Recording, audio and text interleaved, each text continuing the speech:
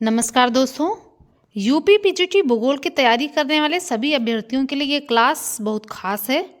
इस सीरीज में हम यूपी पीजीटी ज्योग्राफी के पूरे सिलेबस को देखेंगे बिल्कुल आसान भाषा में। भूगोल सिर्फ नक्शे और परिभाषाएं नहीं है, बल्कि प्रकृति और मानव के आपसी संबंध को समझने का विषय है। अगर आप यूपी पीजीटी भूगोल के में सिलेक्शन चाहते हैं तो सिलेबस की सही समझ ही आपकी पहली सीढ़ी है, और आज हम उसी की शुरुआत करने वाले हैं। ठीक है, यानी किसी भी परीक्षा को पास करने के लिए आपको सिलेबस और प्रीवियस ईयर देखना बहुत ज़रूरी है। ठीक है, तो चलिए शुरू करते हैं। भूगोल प्रवक्ता का सिलेबस, पीजीटी ज्योग्राफी। सबसे पहले देखेंगे भूगोल की परिभाषा एवं विशेष क्षेत्र। इसको हम संबंधित कर देंगे भौगोलिक चिंतन के इतिहास से। ठीक है, हम आपको बुक्स भी बताते रहेंगे जो हमने यूज करी है। हम बता दें आपको, मेरी नियुक्ति 2021 में प्रवक्ता के पद पर हुई है ज्योग्राफी में। ठीक है, तो चलिए शुरू करते हैं। सबसे पहला है भूगोल की परिभाषा एवं विशेष क्षेत्र। इसमें क्या आएगा? भूगोल विषय संबंधी विभिन्न विद्वानों की अवधारणा, Humboldt, Ritter, Ratzel, Hettner, Davis, Vidal de la Blache, Carl Sauer, Peter Haggett, William Bunge, Harvey एवं स्मिथ प्रमुख संकल्पनाएं आती हैं। नियतिवाद, संभववाद, नौ निश्चयवाद एवं पर्यावरण कारकवाद, पारिस्थितिकी तंत्र। ठीक है, अगर आपको इसके लिए बुक्स चाहिए तो जो मैंने पढ़ी है वो मैं आपको बता रही हूँ। भौगोलिक चिंतन का इतिहास माजिद हुसैन की है।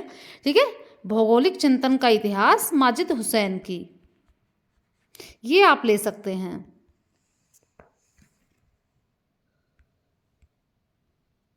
ठीक है, माजिद हुसैन की। अगला हम लोग देखेंगे भौतिक भूगोल। भौतिक भूगोल के लिए आपको सविंद्र सिंह जो है वो ठीक रहेगा। सविंद्र सिंह की बुक आती है भूआकृति विज्ञान, भौतिक भूगोल के लिए, जो हमने पढ़ी थी। इसमें सबसे पहले देखेंगे क्या आता है भौतिक भूगोल में। स्थलमंडल, स्थलमंडल में पृथ्वी की आंतरिक संरचना, भूमंडल का निर्माण, खनिज एवं चट्टानें, भूसंचलन, ज्वालामुखी एवं भूकंप, अद्यतन सिद्धांत, वलन एवं भ्रंशन, उनसे उत्पन्न स्थलाकृतियाँ, अपर्दन चक्र एवं उनकी भूआकृतिक छापें, भूमिगत जल, वायु, समुद्र एवं हिमनद के कार्यों में संबंधित स्थलाकृतियाँ, वायुमंडल संरचना, सूर्यताप एवं ताप बजट, तापमान का क्षैतिज एवं लंबवत वितरण, तापमान विलोम की दशाएं, वायुदाब पेटियां एवं पवन, वायुदाब पेटियों का खिसकाव एवं उनका प्रभाव, आर्द्रता एवं वर्षण के प्रकार, बादलों के प्रकार एवं स्वरूप, शीतोष्ण एवं उष्ण कटिबंधीय चक्रवात उत्पत्ति गतिविधि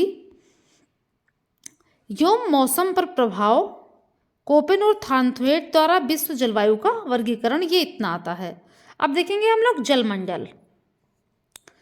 जलमंडल में क्या क्या आता है ये देखेंगे। क्या क्या पढ़ना है आपको? महासागरीय जल का तापमान एवं लवणता, यानी दो चीजें पढ़नी है महासागरीय जल का। महासागरीय धाराएं पढ़नी है, ज्वार भाटा पढ़ना है, महासागरीय निक्षेप, प्रवाल द्वीप एवं प्रवाल भित्तियां, उत्पत्ति, वितरण एवं पर्यावरणीय महत्व क्या है। ठीक है, अब आता है जैवमंडल। जैवमंडल में क्या पढ़ना है हम लोगों को देखेंगे।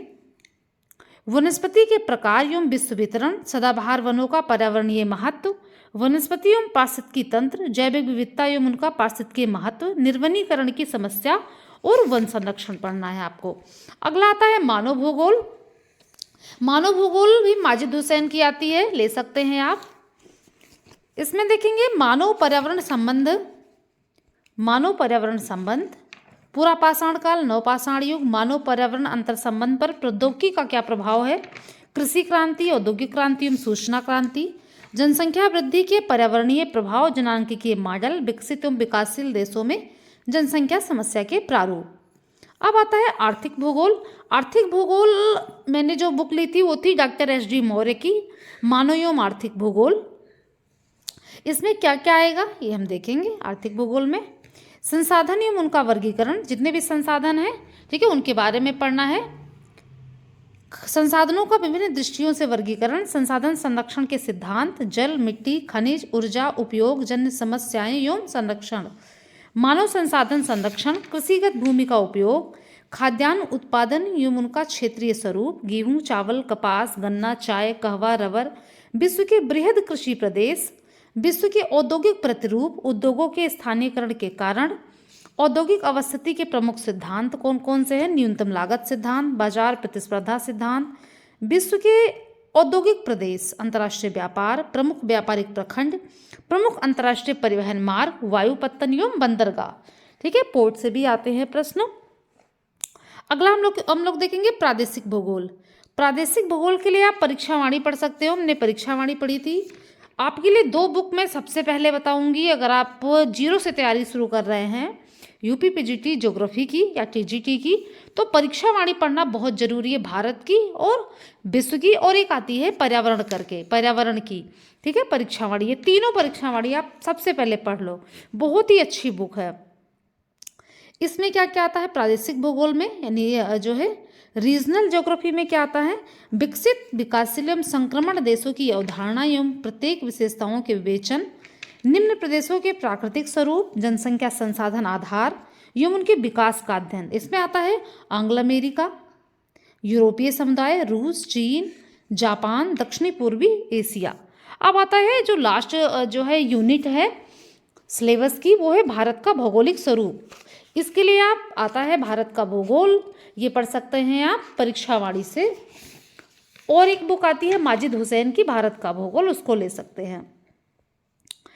भारत का प्राकृतिक स्वरूप, इसमें क्या क्या पढ़ेंगे, उच्चावच क्या है, जल प्रवाह, जलवायु, वनस्पति एवं मिट्टी का अंतर्राष्ट्रीय स्वरूप, एल नीनो एवं ला नीना प्रभाव क्या पड़ता है भारत पे, सूखा एवं बाढ़ प्रवण क्षेत्र कौन कौन से हैं, संसाधन आधार, खनिज एवं ऊर्जा संसाधन, सिंचाई, जल विद्युत, बहुउद्देशीय योजनाएं, आर्थिक स्वरूप, कृषि खाद्यान्न उत्पादन, नकदी फसलें, कृषि की अद्यतन प्रवृत्ति, औद्योगिक विकास, भारत की औद्योगिक नीति, आधारभूत उद्योग, लोहा इस्पात, ऊर्जा उत्पादन, सीमेंट, एल्यूमिनियम का उत्पादन, वितरण प्रतिरूप एवं उत्पादन प्रवृत्ति, अवस्थापना का विकास एवं समस्याएं, जनसंख्या वृद्धि एवं वितरण का प्रादेशिक स्वरूप, जनसंख्या वृद्धि परक समस्याएं, आर्थिक विकास का प्रादेशिक स्वरूप।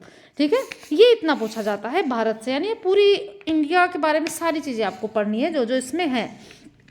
हम आपको छोटी सी सलाह देंगे कि आप इस सिलेबस को लिख के और जहाँ आप बैठते हैं पढ़ने के लिए वहाँ आप जरूर रख लें। इससे आपको पता रहेगा हमें पढ़ना क्या है। कोई टॉपिक छूट रहा है आप उसको सर्च करके पढ़ सकते हैं, आप उसको किसी बुक में जो है सर्च करके पढ़ सकते हैं। ठीक है, तो सिलेबस आपको अपने पास रखना बहुत ज़रूरी है। सिलेबस आपको याद भी होना चाहिए, हमें पढ़ना क्या है ये सबसे पहले पता होना चाहिए। ठीक है, मैंने इस सिलेबस को अपने नोट्स में जो है वो लिख रखा था और इस टॉपिक के अकॉर्डिंग मैं पढ़ती थी। ठीक है, तो जो है आप क्या करेंगे, सिलेबस को आप लिख लेंगे और अपनी तैयारी। एक बात और है, प्रीवियस ईयर देखना बहुत ज़रूरी है। 2021 में, इसके पहले 2021 में ही एग्जाम हुआ है, उसका पेपर मेरे जो है वो चैनल पे भी पड़ा है, आप देख सकते हैं। ठीक है, एक बात और है, जनगणना से भी सवाल आते हैं कभी कभार, तो आपको जनगणना भी पढ़ लेना है। विशेष रूप से 2001 से 2011 वाली जनगणना आप पढ़ लेंगे, इससे भी सवाल कई बार परीक्षाओं में पूछा गया है और पूछा जा सकता है। ठीक है, तो आप जनगणना भी पढ़ लेंगे। सारी प्रीवियस ईयर पेपर व्याख्या सहित एक साथ पढ़ने हैं, देखने हैं। तो आपको एक बुक लेनी बहुत जरूरी है, वो है यूथ कंपटीशन की। हमने ली थी, पढ़ी थी, बहुत अच्छी बुक है। कभी कभार तो इससे डायरेक्ट क्वेश्चन आ जाते हैं।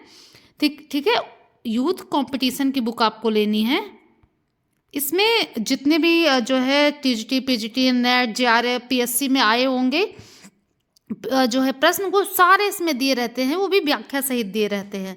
ठीक है, तो आप एक बुक यूथ कंपटीशन की भी जरूर लेना और उसको पूरा पढ़ना। बाकी बहुत सारे प्रैक्टिस सेट आते हैं, ठीक है, उनको आप लगाएंगे, पहले पढ़ लेंगे पूरा जो है, उसके बाद आप प्रैक्टिस सेट लेंगे, उसको लगाएंगे। ठीक है, थैंक यू।